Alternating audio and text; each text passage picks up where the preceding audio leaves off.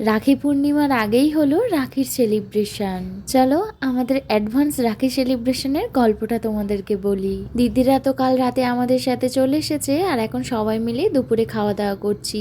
মা আজকের মাছের তরকারিগুলো তো দারুণ বানিয়েছে। কাল তো 14th অগাস্ট, আমি আবার ব্যাঙ্গালোর ফিরে যাচ্ছি। আর রাখি তো খুব বেশি দিন একটা বাকি নেই, 28 তারিখে রাখি।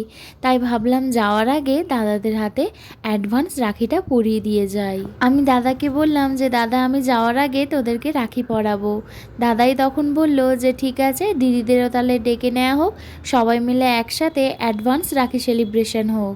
এটা তো বুধবার হওয়ার কথা ছিল, কিন্তু সকালবেলা ডক্টর দেখেনি, সন্ধ্যাবেলায় টাইম দিয়েছিল, তাই বুধবার আর হয়নি। এটা হচ্ছে আজকের বৃহস্পতিবার। আর আমি ব্যাঙ্গালোরে নিয়ে যাব বলে ছোট মামি আমার জন্য তাল জাল দিয়ে দিচ্ছে। আসলে সামনেই তো জন্মাষ্টমী আসছে, ভাবলাম গোপালের জন্য তালের বড়া করে দেব। আর আগের বছর ব্যাঙ্গালোরে তাল খুঁজেছিলাম, কিন্তু খুঁজে আর পাইনি। সোনু এখানে বসে বসে হাতে রাখি বানাচ্ছে আর আমরা সবাই মিলে বসে গল্প করছি। আর এই যে আমাদের গুড্ডির গুড্ডু চলে এসেছে। গোলু ওর মোমো দিদিকে ডাকতে এসেছে ওদের সাথে খেলার জন্য। আর এই যে ফেরার প্রস্তুতিও শুরু হয়ে গেছে। মামা আর মা আমার লাগেজটা গুছিয়ে দিচ্ছে। আর এই যে আমার বাবাইও এদিকে এসেছে আমার কাছে। কাল যে আমি চলে যাচ্ছি এটাও কিছুতেই মানতে চাইছে না, শুধু আড়ি করে দিচ্ছে। মিঠুদি, জামাইবাবু ওরা সবাই তো চলে এসেছে আর বাইরে সবাই মিলে আড্ডা মারছে। আর এদিকে ভাইয়াও চলে এসেছে, আগে ওর হাতে রাখিটা পরিয়ে দিলাম। আর আজকের বিরিয়ানিটা আমি আর দিদি মিলেই করেছি। বেশ রাত হয়ে গেছে, এদিকে বাচ্চা পার্টিরা সবাই খেতে বসে গেছে।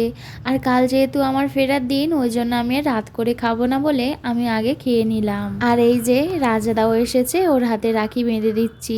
আসলে প্রথমে নোনোকে বেঁধে তারপর রাজাদা, দাদা, তারপর ভাইয়াকে বাঁধি, কিন্তু যখন যে আসছে তার হাতেই আজকে রাখিটা বেঁধে দিচ্ছি। দাদারা আগে চলে এসেছে আর নোনোর অফিস থেকে ফিরতে একটু দেরি হয়েছে। আর এই যে সোনু কি সুন্দর বাড়িতেই রাখি বানিয়ে দিয়েছে, দেখতে তো খুব সুন্দর লাগছে। আর এই যে আমার দাদাকে এতক্ষণ পর পেয়েছি, ওর হাতেই রাখি বাঁধছি। ওর যেহেতু ডান হাতটা ভেঙে গেছে, প্লাস্টার করা রয়েছে, ওই জন্য ডান হাতে আর বাঁধিনি, বাম হাতে বেঁধে দিলাম। আর এই যে বাম হাতে কেন বেঁধেছি সে ওটা ভালো করে আবার দেখিয়েও দিচ্ছে।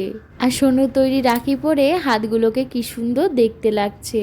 আর আজ তো উত্তমদাও এসেছে, আর তাই ভাবলাম উত্তমদাকেও রাখি পরিয়ে দিই। যাই হোক, আমার আর রাখি পূর্ণিমার দিন কোনো আফসোস থাকবে না যে দাদাদের রাখি বাঁধতে পারলাম না। হাসি, মজা, দুঃখ সব কিছু নিয়ে সবার সাথে ফেরার আগের দিনটা কাটালাম।